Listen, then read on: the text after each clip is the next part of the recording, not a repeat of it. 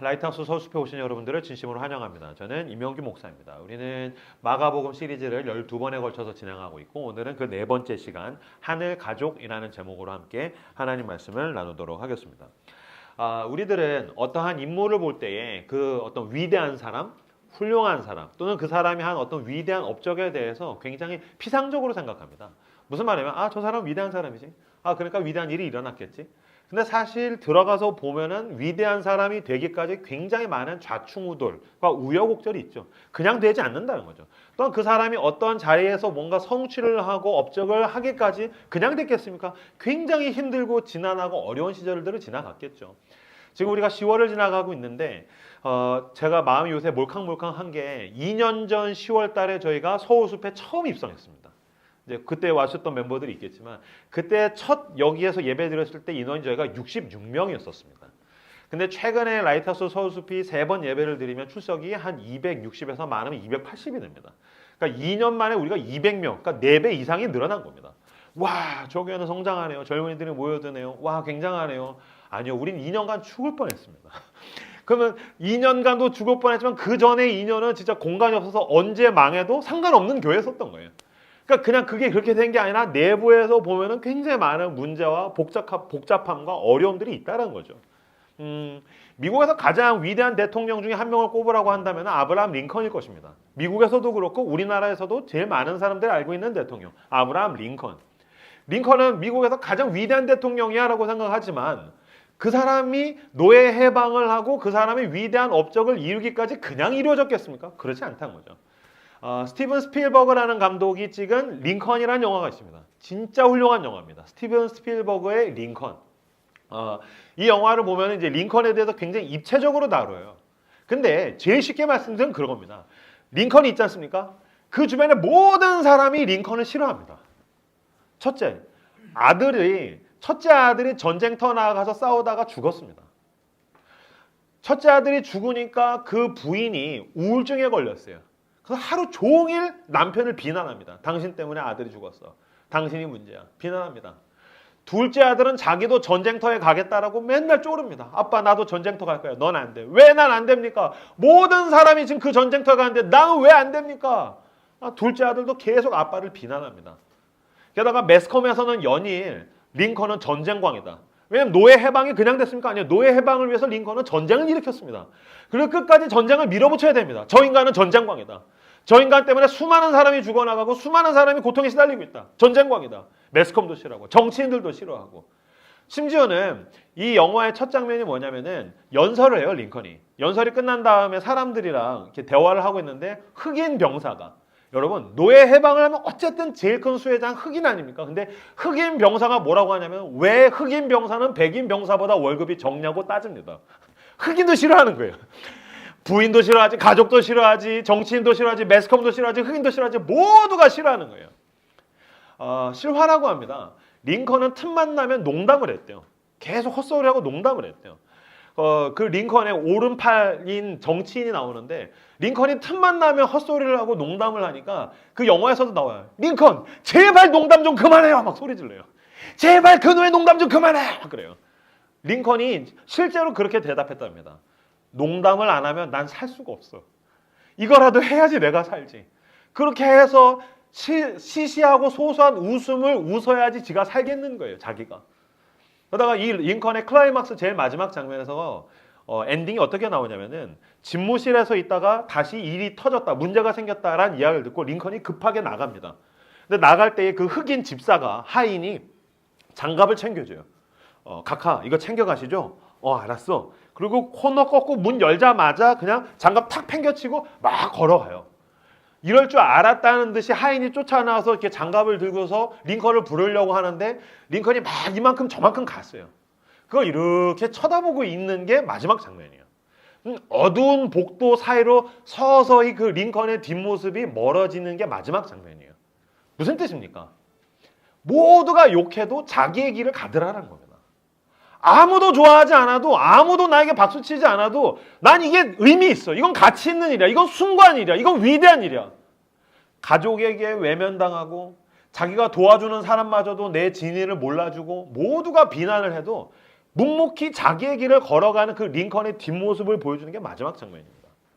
그때 제가 막 사역을 한참 달려가다 사역이 꼬이고 잘 안 될 때였는데 뭐가 그렇게 서러웠는지 그 뒷모습, 걸어가는 뒷모습을 보면서 펑펑 울었던 기억이 납니다. 그렇죠? 링컨은 위대한 대통령이기 전에 모두에게 욕을 먹는 사람이었다는 것입니다.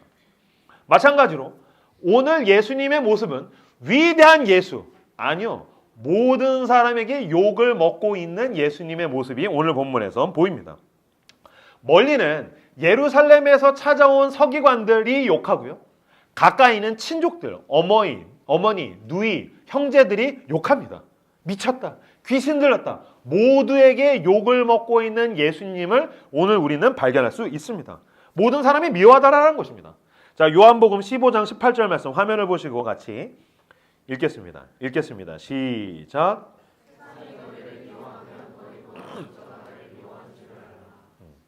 세상이 너희를 미워하면 너희보다 먼저 나를 미워한 줄 알라.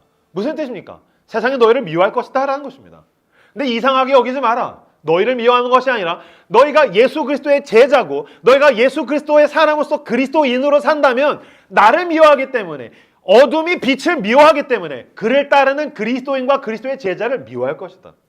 여러분, 미움은 그리스도인에게서 숙명입니다. 죄로 가득한 세상의 그리스도인을, 빛을 좋아할 리가 없습니다. 모두가 그를 미워하게 되더라는 것입니다. 제가 생각해 보니까 그리스도인을 미워하긴 미워하는데 두 가지 미움의 이유가 있다라는 생각을 제가 해봤습니다. 화면을 띄워주시면, 세상이 그리스도인을 싫어합니다. 왜 그럴까요? 첫 번째, 내가 그리스도인으로서 죄를 지어서 수준이 너무 낮을 때에 미워하죠. 야, 너가 그리스도인이냐? 너가 교회 다니냐? 네 꼬라지를 봐라. 네가 말하는 걸 봐라. 네 행동을 봐라. 너같이 이기적인 것만 세상에서도 찾아오기 힘들어. 네가 무슨 그리스도인이냐? 그러니까 내가 그리스도인으로서 수준이 너무 낮아서 죄가 많으면 사람들이 미워하고요. 반대로 두 번째로는 내가 예수를 닮아서 수준이 너무 높을 때에는 이제 예수를 미워하니까 미워하는 거죠. 그러니까 수준이 너무 낮아도 미워하고 내가 수준이 너무 높아도 미워하고, 어쨌든 미움은 그리스도인의 숙명입니다. 그러나 저는 여러분에게 묻고 싶습니다. 어디입니까? 위, 아래, 위, 아래. 물론 자기는 아래라고 생각하겠죠. 그죠? 아, 그래도 나는 아래겠죠. 당신의 여자친구도 그렇게 생각할까요? 당신의 가족도 그렇게 생각할까요? 당신의 이웃도, 직장 동료들도 그렇게 생각을 할까요? 당신의 층간소음을 일으키고 있는 위아래 집들도 당신을 이 아래라고 생각할까요? 위가 아닐까요?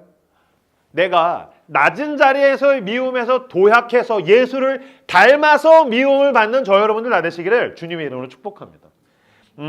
마가복음 3장 20절에서 22절 말씀 같이 한 목소리로 읽도록 하겠습니다. 읽겠습니다. 시작.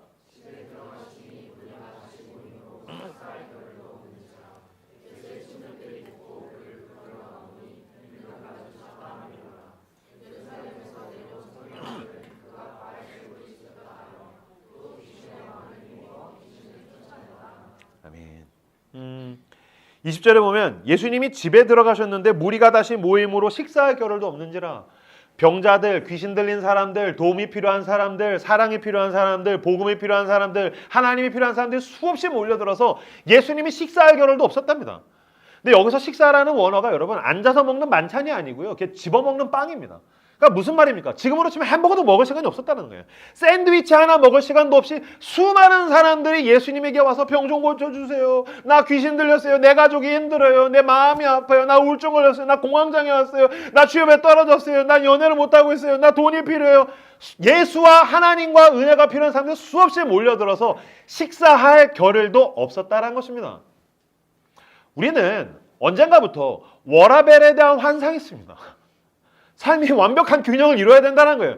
성경은 그렇게 이야기하고 있지 않아요. 우리가 쫓아가야 할 삶의 표본으로서 예수 그리스도는 워라벨이라는 게 없었다는 거예요. 그는 사람을 섬길 때에 식사할 겨를도 없었다는 겁니다. 아, 그러니까 목사님 뭐 사역을 하거나 봉사를 하거나 구제나 선교나 이런 남 좋은 일에 헌신을 해서 밥 먹을 시간도 없이 하는 겁니까? 어차피 때때로 우리는 밥 먹을 시간이 없지 않습니까?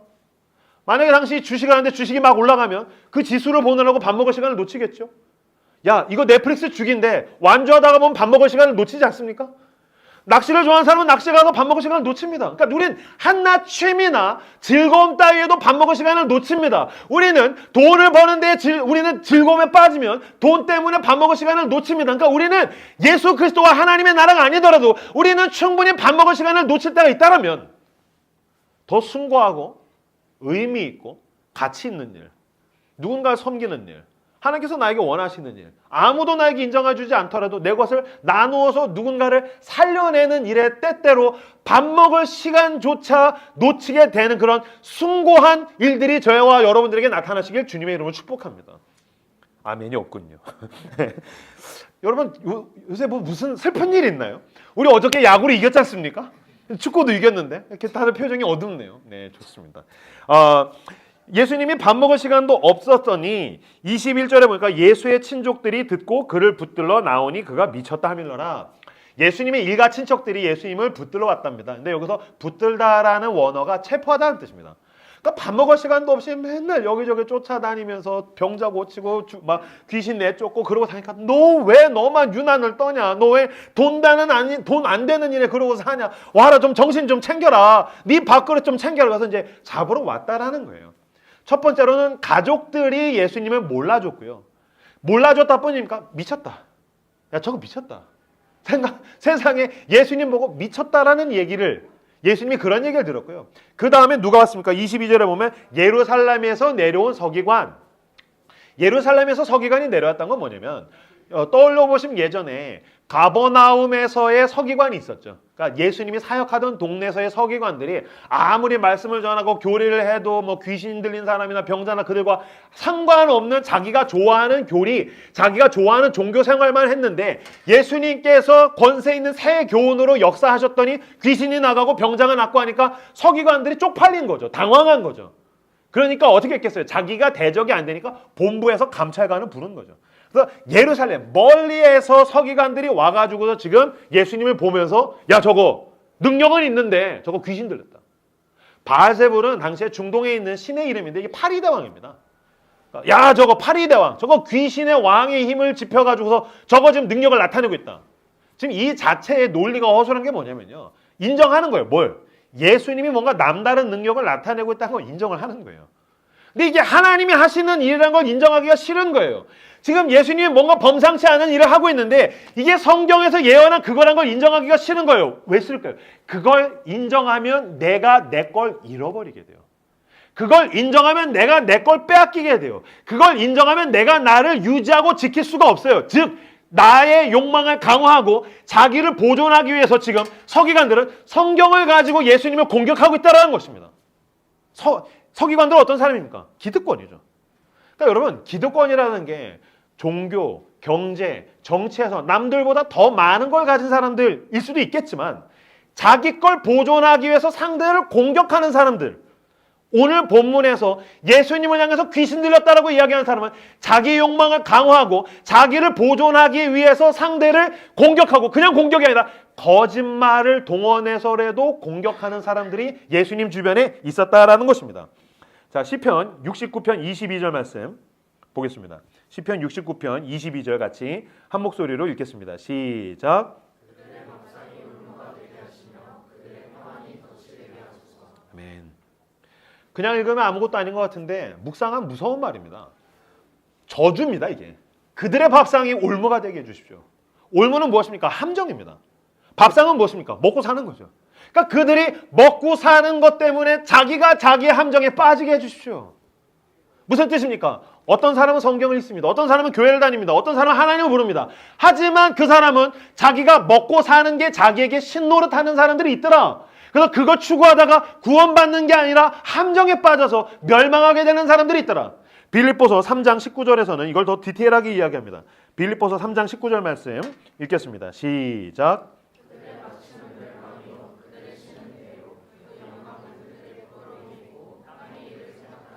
아멘. 그들의 신은 배다. 그는 자기 욕망을 강화하는 게 신이다. 여호와를 부르든 부처님을 부르든 무속신앙이든 예수 그리스도를 따르든 제자 훈련을 받았든 무슨 성령 운동을 하든 방언을 하든 아니 그들의 신은 어쩌면 배일 수도 있다. 서기관은 성경학자입니다. 그러나 그들의 신이 배다. 자기 욕망을 강화하는 것. 내 소원이 이루어지는 것, 내 것을 보존하는 것, 이걸 위협한다면 예수일지라도 나는 공격하겠다. 내 것을 위협한다면 나는 하나님의 아들일지라도 귀신 들렸다라고 거짓을 동원해서라도 공격하겠다. 그들이 서기관이었고, 여러분 상상해 보십시오. 하나님의 아들이 인간으로 오셨는데 병자를 고치고 귀신이 쫓겨나가고 막 사람들이 회복되고 놀라운 하나님의 축복이 그 자리에 부어지고 있는데 그 가운데 여기저기 숨어서 공격하기 위해서 꼬투리를 잡으려고 그 고민하고 있는 서기관들의 음흉한 눈빛을 상상해 보십시오. 저거 분명히 내가 꼬투리 잡을 거야. 저거 분명히 문제가 있어. 내가 저거 분명히 뒤통수 칠 거야. 그들의 음흉한 눈빛을 생각해 보십시오. 근데 여러분 생각해 보십시오. 서기관만 그럽니까? 사실 우리는 다릅니까? 일주일 동안 살면서 내가 거짓을 동원해서라도 누군가를 공격하고 내 것을 보존하고 싶은데 나를 위협하는 누가 됐다면 난 무조건 그 내 것을 위협하는 사람들은 악마다. 그 악마의 세력을 죽이기 위해서 수단과 방법을 가리지 않는 그 음흉한 눈빛은 어쩌면 당신의 평일날의 눈빛은 아닙니까? 직장에서의 눈빛은 아닙니까? 아파트에서의 이웃과의 갈등 가운데서 나타나는 눈빛은 아닙니까? 부부싸움 할 때에 갈등이 일어날 때 내 눈빛은 아닙니까? 내 것을 스스로 보존하려는 사람들이라면 모두가 지금 이런 눈빛을 하고 있다라고 성경은 우리에게 이야기하고 있는 것입니다. 이들은 지금 가난한 심령이 없습니다. 가난한 심령은 무엇입니까? 하나님, 나는 나를 지킬 수가 없습니다. 나는 나를 구원할 수 없습니다. 나는 나를 보존할 수 없습니다. 그럼 누가 보존합니까? 누가 구원합니까? 하나님이 나를 구원하셔야 합니다. 하나님이 나를 지키셔야 합니다. 주님, 나는 늘 틀립니다. 나는 죄인입니다. 주님, 그저 나에게 은혜를 베풀어 주십시오. 그 가난한 심령으로 나아가는 사람만이 나사렛 예수를 발견하는 것입니다. 가난한 심령이 없을 땐 예수를 알아보지 못하고 예수를 향해서 귀신 들렸다라고 이야기합니다. 가난한 심령으로 주님 앞에 나아가는 저 여러분들 다 되시기를 그리스도 이름으로 축복합니다. 가난한 심령이 없으면 이걸 보존하기 위해서 상대가 누구든지 공격하고 하나님도 공격하고 하나님이 하시는 일도 해방한다는 것입니다. 이것을 성령 해방죄라고 오늘 본문에서는 이제 이야기를 하죠. 아마 여러분 교회에서 설교 예전에 들었을 겁니다. 성령 해방죄는 용서를 받을 수가 없다. 하나님이 하시는 일을 해방하는 놈들은 분명히 지옥에 가게 될 것이다. 그렇게 생각하면 너무 빈곤한 해석이고요. 이건 무슨 뜻이냐면 나는 나 스스로를 보존하고 구원할 수가 없어서 우리에게 뭐가 필요합니까? 예수 그리스도의 은혜가 필요하죠. 성령 해방죄는 그것입니다. 나의 구원자의 손을 팽겨쳤다라는 뜻입니다. 나를 용서하시는 그 구원자의 손을 팽겨쳤으니 너는 지금 구원 바깥에 있는 거 아니냐? 네가 아무리 교회 오래 다니고 네가 아무리 성경을 읽었어도 너에게 구원을 베푸시는 그 구원자의 손을 네 스스로 팽겨치고 너의 배가 신이 되어 있고 너의 밥상이 올무가 되어 있으면 너는 지금 구원으로부터 벗어나 있는 거 아니냐? 네 스스로 구원자의 손을 팽겨쳤다. 이게 성령 해방죄에 대한 해석이라고 볼 수 있을 것입니다. 그럼에도 불구하고 저는 교계에서 예수의 이름으로 거짓을 자행하고 가짜 뉴스들을 만들어내고 자기와 대항하는 사람들을 무조건 악마화하는 것에 대해서 절대로 동의할 수 없습니다. 그것은 예수의 편이기보다는 지금 성경에서 이야기하는 서기관의 집단과 굉장히 유사하기 때문입니다. 몇 달 전에, 지난달이죠 사실은. 바로 지난달에 각 교단에서 총회가 있었습니다. 첫 번째, 통합 측에서 총회가 있었습니다. 통합 측은 장신대 출신의 그 장로교단 통합 측. 저희 아버지도 통합 측 목사고 제 남동생도 통합 측 목사입니다. 근데 이 장로님, 목사님들 전국의 이 통합 측 대표들이 모여서 총회를 할 때 장소를 어디로 잡았냐면 명성교회로 했습니다. 명성교회. 명성교회가 어디입니까? 세습을 절대로 안 하겠다라고 약속해놓고 세습을 해서 명성을 드높인 바로 그 교회. 거기에서 총회했습니다. 수많은 사람들이 반대했습니다. 그 반대에 대해서 어떻게 하냐면 악마화했습니다. 야, 저거는 사단의 무리다. 그리고 자기들의 돈과 권력을 가지고 그냥 자기 교회에서 해버렸습니다.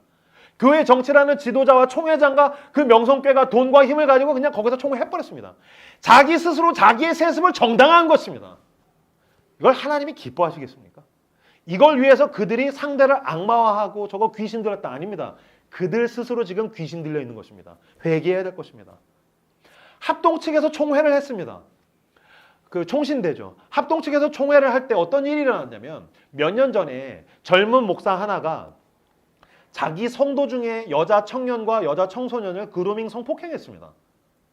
인간이 아닌 겁니다. 그건. 성폭행을 해가지고 그거를 고발하기 위해서 기독교 단체들과 정의로운 목사 몇 명이 나섰습니다. 그래서 그 사람을 제껴서 그 사람의 범법 행위를 밝혀냈고 재판에다가 넘겼습니다. 근데 그 젊은 목회자의 아버지가 합동 측에 정치하는 목사랍니다. 이단 대책위에서 힘 좀 깨나 쓰시는 목사님이랍니다. 복수심을 가지고 있다가 지난번 총회 때 대들었던, 그걸 고발했던 목사를 면직시켜버렸습니다. 세상의 정의를 위해서 나선 그 목사를 총회에서 면직시켰습니다. 저거 귀신 들렸다. 저거 가짜다. 저거 악마다. 하나님께서 이 사건을 그냥 넘어가지 않으실 거라고 저는 믿습니다.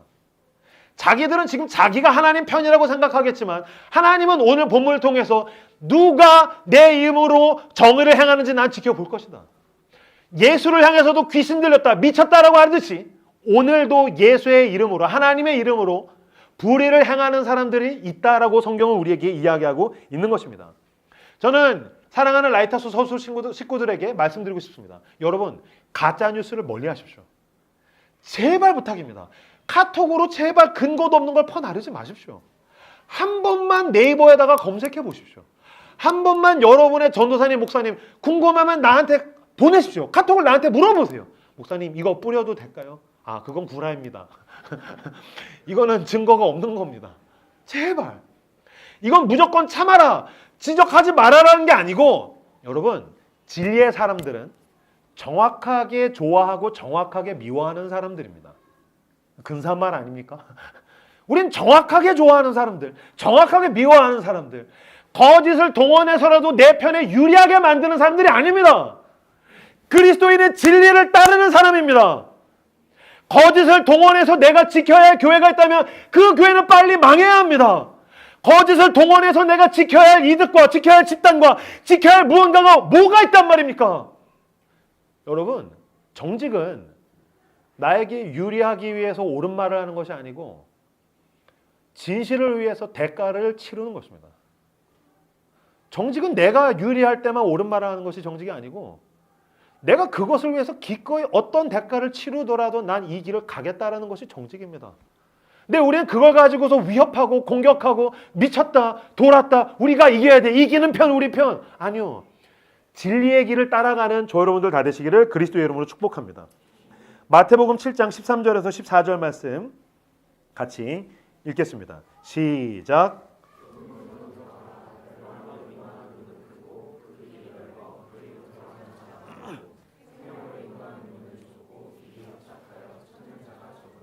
아멘.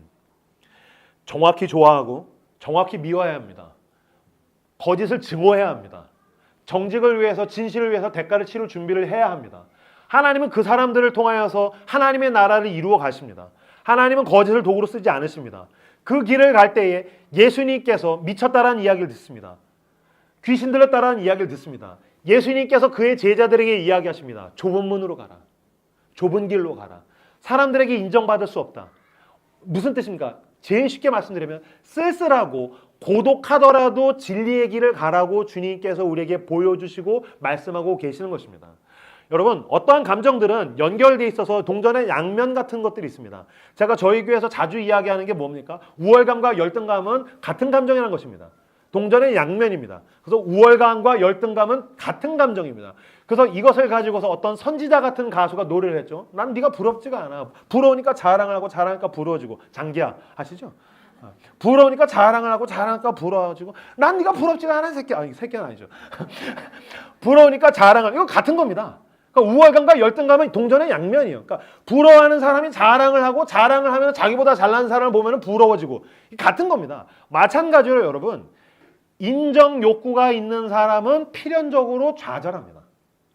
인정받고 싶거든요. 근데 내가 원하는 인정을 못 받거든요. 그러니까 좌절합니다. 그러니까 좌절하고 낙심을 하지 않습니까? 더 인정받고 싶어집니다. 더 인정받고 싶어질수록 더 좌절하고 낙심합니다. 둘 다 같은 감정입니다. 인정의 욕구를 뒤집으면 좌절감과 낙심이 옵니다. 진리는 이 인정 욕구와 좌절의 감옥에서 우리를 자유케 하는 것입니다. 난 좁은 길 간다. 니네가 몰라줘도 나 상관없다. 박수 쳐주면 고맙다. 땡큐. 저주하냐? 상관없다. 난 누가 뭐라든 좁은 길로 갈 것이다. 제가 이번 주에 설교 준비를 할 때 저한테 가장 큰 도움이 됐던 사람 중에 하나는 헨리 나우엔입니다. 헨리 나우엔은 외로움과 고독에 대해서 굉장히 심층적으로 다룬 사람입니다. 만약에 외로움과 고독에 대해서 자기 감정에 대해서 고민들이 있는 사람들은 헨리 나우엔의 책을 읽으시기를 추천합니다. 헨리 나우엔이 영적 발돋움이라는 책에서 뭐라고 얘기하냐면요. 믿음은 외로움으로부터 도약해서 고독으로 우리 이끌어간다는 거예요. 예수 그리스도의 믿음, 주님은 우리를 외로움으로부터 도약하게 해서 고독으로 이끌어간다는 거예요. 여기서 외로움은 뭐냐면 사람으로부터 채우고 싶은 마음이에요. 아, 나 외로워. 나 관심 받고 싶어. 나도 SNS에 따봉 받고 싶어. 나 사람들한테 박수 받고 싶어. 나 명품 샀어. 어때? 괜찮지? 나한테도 좀 박수를 쳐줘. 아, 난 좀 더 잘 되고 싶어. 나 사람들한테 뭔가를 체험받고 싶어. 사람들에게 체험받고 싶은 감정을 외로움. 그러나 복음은 외로움으로 나는 채워질 수 있는 게 아니라는 그 절망을 인정하고 도약해서 하나님 앞에 고독한 단독자로 서게 만든다는 거죠. 이건 사람으로 채워지는 게 아니야. 하나님 오십시오. 하나님으로만 채워집니다. 고독으로 나아가서 하나님으로 채운 다음에 난 이걸 가지고 사람에게 인정받으려고 하는 것이 아니라 나는 나에게 주어진 고독한 길을, 진리를 향해 가겠어. 그래 내가 연애를 할 수도 있고 못할 수도 있고 결혼을 할 수도 있고 아닐 수도 있고 돈이 잘 벌릴 수도 있고 아닐 수도 있지만 누가 나에게 뭐라고 하든 난 고독의 길을 향해서 가겠어. 니네가 나한테 인정해 주든지 말든지 나는 뭐 상관없어. 나는 부럽지가 않아 자식아. 그러면서 그냥 자기에게 주어진 고독의 길을 가더라라는 거예요. 여러분 예수님께서 지금 미쳤어. 귀신 들렸어. 뭐라고 이야기하든 자기에게 주어진 십자가의 길을 가잖아요. 왜요? 나 때문에. 당신 때문에. 여러분, 여러분들이 교회에서 봉사를 하고 선한 일을 계획하고 교회와 세상 가운데에서 하나님의 나라를 위해서 여러분의 돈을 쓰고 시간을 쓰고 헌신을 하고 봉사를 할 때 우리에게 오는 제일 큰 유혹은 무엇입니까? 보상심리입니다. 아, 내가 이렇게까지 멋진 일을 하고 있는데 왜 나한테 박수를 안 쳐주지? 왜 나를 인정해주지 않지? 처음엔 좀 교회가 나를 사랑해준 것 같더니 교회가 사랑이 없는 것 같아. 난 내가 얘보다 더 많이 노력했는데 왜 나를 인정해주지 않지? 내가 뭔가 섬기고 헌신하고 봉사하고 노력하는데 내가 받아야 할 무언가를 못 받고 있다라는 느낌을 가지고 있다면 지금 당신은 정확하게 사탄의 시험에 걸려 있는 겁니다. 보상은 없습니다. 원인이 있을 뿐입니다. 원인이 무엇입니까? 예수 그리스도의 십자가입니다. 왜 봉사합니까? 믿음의 눈을 들어 그리스도의 십자가를 보십시오. 주님이 나를 사랑하셨습니다. 주님이 나를 위해서 세상에 미쳤다라는 이야기를 듣고 있습니다. 주님이 내가 당해야 할 수치 때문에 지금 귀신 들었다는 이야기를 듣고 있습니다. 그 수치와 조롱은 내가 당해야 될 것입니다. 근데 주님이 그거를 묵묵히 당하시고 자기에게 주어진 그 고독한 길을 가서 십자가에서 죽으셨습니다. 그래서 우리와 하나님을 화해하게 하셨습니다. 우리가 하나님을 아버지라고 부를 수 있게 되었습니다. 그 놀라운 십자가의 은혜로 우리가 하나님의 자녀가 되었습니다. 그러므로 우리가 그 사랑에 사로잡히고 감격이 커서 은혜 때문에 섬깁니다. 은혜 때문에 내가 내 돈을 헌금합니다. 은혜 때문에 선교를 갑니다. 은혜 때문에 봉사를 합니다. 은혜 때문에 구제를 합니다. 은혜 때문에 하는 것입니다. 결과로서 보상은 없습니다. 은혜, 오직 원인이 되는 은혜 때문에 섬기는 고독하게 자기에게 주어진 길을 걸어가시는 저 여러분들 다 되시기를 그리스도의 이름으로 축복합니다. 고독은 다른 무수한 음성에 귀 기울이지 않는 것이다. 헨리 나우엔이 얘기했습니다. 고독은 다른 무수한 음성에 귀를 기울이지 않는 것이다. 적용해 볼까요? 여러분의 하루 가운데에 아무도 모르는 오직 하나님과 나만 연결되어 있는 고독한 시간이 있으시길 주님의 이름으로 축복합니다. 아침이 편한 사람은 아침에, 오후가 편한 사람은 오후에, 저녁이 편한 사람은 저녁에 당신은 그 고독의 시간 속으로 들어가야 합니다. 사람들의 박수를 등지고 사람들의 멸시와 천대를 등지고 나에게 말씀하신 그 주님께만 기울이는 그 고독의 시간이 없다면 당신은 인정에 의해서 흔들릴 것입니다. 그 길을 끝까지 완주할 수가 없습니다. 당신에게 고독의 시간이 있으시길 바랍니다. 이번 주에 제가 묵상을 하면서 마트를 갔는데 마트에서 정육점에서 고기를 썰고 있는 아저씨가 저한테 정확하게 적용해 주셨어요. 일주일 동안 삼겹살을 못 드셨죠? 바로 오늘이 당신은 삼겹살을 먹을 시간입니다. 그러는 거예요. 어떻게 일주일 동안 열심히 일하면서 삼겹살도 안 드십니까? 고기를 먹어야 할 시간이 다가왔습니다. 적용해 드리겠습니다. 어떻게 일주일 동안 하루 종일 하나님 앞에 나가는 고독의 시간이 없단 말입니까? 세상에 넷플릭스의 시간을 그렇게 잘 챙기면서 세상에 그렇게 유튜버의 시간은 째깍째깍 챙기면서, 드라마의 시간은 챙기면서, 주식을 점검하는 시간은 챙기면서, 부동산의 시간은 떼어놓고, 카톡의 시간은 떼어놓고, 왜 하나님과 연결되는 고독의 시간이 없습니까? 하나님께 나가는 고독의 시간을 붙들고 하나님께만 귀 기울이고 세상에 흔들리지 않고 나에게 주어진 고독의 길을 가시는 여러분들 다 되시기를 그리스도의 이름으로 축복합니다. 마가복음 3장 31절에서 33절 같이 읽겠습니다. 시작.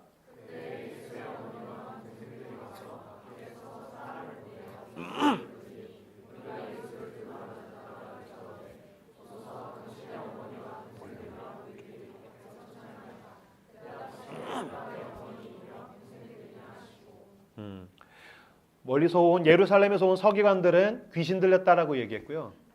그 다음에 가족들이 어머니와 누이와 동생들이 와가지고서 예수님을 찾습니다. 아마 사람이 많아서 못 들어갔던 것 같아요.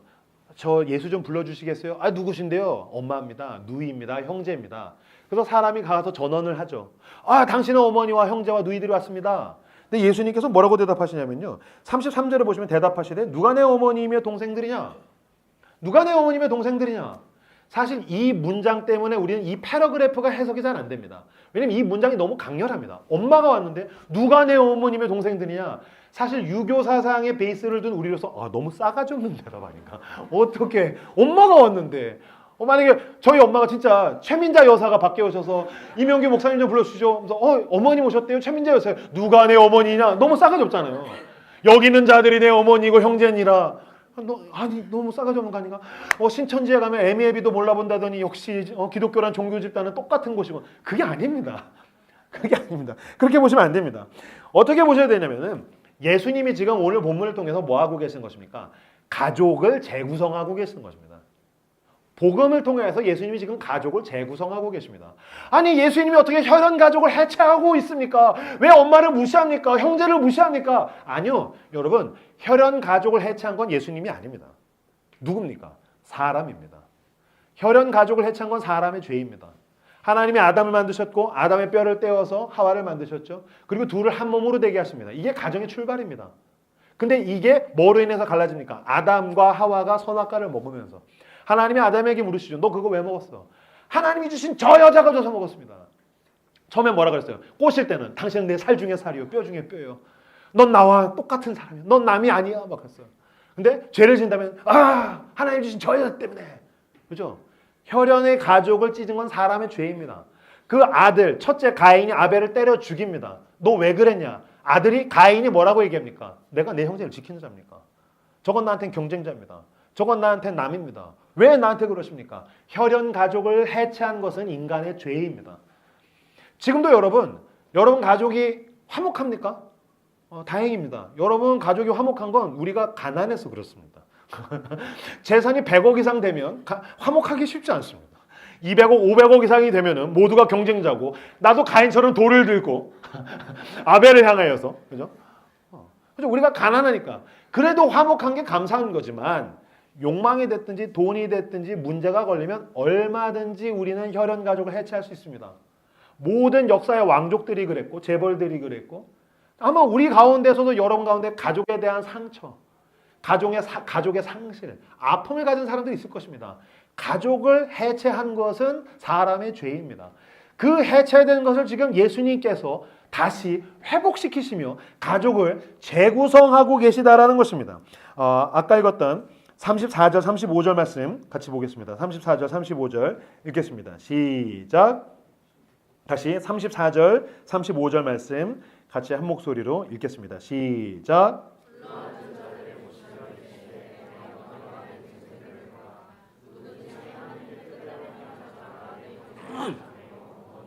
아멘. 누가 내 어머니냐? 어차피 너네들의 죄가 가족을 다 해체했지 않느냐? 내가 가족을 다시 재구성할 것이다. 나는 복음을 가지고 하나님과 너희를 연결하며 너희들을 함께 연결하게 온 예수 그리스도다. 둘러 앉은 자들을 보시며 이르시되 내 어머니와 내 동생들을 보라. 이게 가족이다. 예수 그리스도를 중심으로 둘러 앉은 자들을 지금 뭐라고 하십니까? 가족이다. 그래도 혈연 가족을 무시하고 이게 가족이라고 이야기한 걸 너무한 거 아닙니까? 아니죠. 지금 예수님이 지금 뭐라고 하시는 것입니까? 생각해 보십시오. 지금 예수 그리스도를 중심으로 모여있는 사람들, 그 사람들은 어떤 사람들입니까? 원래는 죄로 인해서 하나님과 원수되었으나 하나님의 아들 예수 그리스도께서 이 땅에 오시고 십자가에서 죽으셔서 하나님과 우리를 연결하십니다. 그때부터 예수 그리스도를 중심으로 둘러 앉은 사람들, 그리스도를 따르는 사람들은 예수 그리스도의 은혜로 하나님을 뭐라고 부릅니까? 아버지라고 부릅니다. 그래서 우리는 기도할 때 하나님을 아버지라고 부릅니다. 경기도 동두천에 사는 사람도 하나님을 아버지라고 부르고, 강남에 사는 사람도 하나님을 아버지라고 부릅니다. 지방에서 상경에서도 하나님을 아버지라고 부르고, 솔로도 하나님을 아버지라고 부릅니다. 결혼을 해도 하나님을 아버지라고 부르고, 극심한 고통에 시달리는 사람도 하나님을 아버지라고 부릅니다. 무슨 뜻입니까? 한 아버지를 부르는 사람들, 가족인 거죠.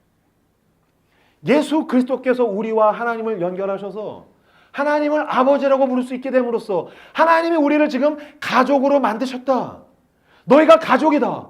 봐라. 넌 혈연 가족에만 매여 있으면 안 된다. 그건 언제든지 죄로 인해서 찢어질 수 있기 때문이다. 내가 복음으로 새로운 가족을 재구성하겠다. 봐라. 하나님의 뜻대로 순종하는 사람들. 바보같이 자기에게 주어진 그 진리의 길, 십자가의 길을 묵묵하게 따라가는 사람들. 이들이 내 형제고 자매다. 너희가 가족이라고 주님께서 우리에게 이야기하고 계시더라는 것입니다. 여러분, 당신이 가족에 대한 상처가 있습니까? 당신이 가족으로부터의 상실이 있습니까? 아, 나는 가족에 대한 상처가 너무 커서 난 더 이상 가족을 구성할 수 없을 것 같아요. 아니요. 주님이 당신을 치유하시고 주님께서 우리를 가족으로 묶으셨습니다. 우리에게로 오십시오. 가족이 되길 바랍니다. 지금 당장 내가 당신에게 무엇을 해줄 수 있을지 모르겠습니다. 그러나 나는 꿈꿉니다. 아니요, 이건 사실은 하나님의 꿈입니다. 내가 너네를 가족과 같이 묶을 거야. 1년, 2년, 3년, 5년, 10년, 20년이 지나서 세상에 혈연 가족도 안 되는 거를 복음 안에서, 은혜 안에서 서로 주고받는 가족들, 하나님이 우리를 가족으로 묶으시겠다는 그 하나님의 원대한 꿈이 지금 오늘 본문에 있는 것입니다. 나오십시오. 그 부르심에 응답하십시오. 나와서 저와 함께, 우리 교회와 함께 가족이 되는 저 여러분들 다 되시길 주님의 이름으로 축복합니다. 반주해 주시겠습니까? 오늘 설교 제목이 하늘가족입니다. 저도 제가 이걸 어디까지 할 수 있을지 모르겠습니다. 제가 오늘 설교를 위해서 일주일 동안 본문을 묵상하다가 많이 회개하고 많이 울었습니다. 왜냐하면 예수님은 미쳤다라는 이야기를 듣고 예수님은 귀신 들렸다는 이야기를 들으면서 하늘 가족들을 모으시고 사랑하시는데 난 너무 상식적으로 살고 있는 거 아닌가? 사람들은 이해할 수 없다라고 예수를 손가락질하는데 난 너무 이해 가능한 범위 안에서만 살고 있는 거 아닌가? 나도 처음에 예수님을 만났을 땐 미친 사람처럼 그랬던 것 같은데, 귀신 들린 사람처럼 그랬던 것 같은데, 복음에 사로잡혀서 막 하늘 가족을 모으고 더 사랑하려고 몸부림쳤던 것 같은데, 어느 순간인가 내가 나를 보존하기 위해서 너무 상식적으로 살고 있는 것이 아닌가? 저는 존경하고 있는 사람들이 있습니다. 나는 손양원 목사님을 존경합니다. 자기 두 아들을 죽인 원수를 입양해서 아들로 삼았습니다. 누가 내 형제냐, 누가 내 가족이냐, 원수를 가족으로 삼았습니다. 장기려 박사님을 존경합니다. 그는 의사로서 모든 지위와 명예를 버리고 바보같이 살면서 병자들을 가족으로 삼았습니다. 나는 양화진에 있는 수많은 선교사들을 존경합니다. 그 중에서 제가 이번 주 가운데 묵상하다가 많이 나를 울렸던 분은 그 셔우드 홀, 로제타 홀, 제임스 홀 가족입니다. 로제타 홀은 여성입니다. 의학도입니다. 의사가 되어야지. 그러다가 어느 날 수업을 듣다가 이야기를 듣습니다.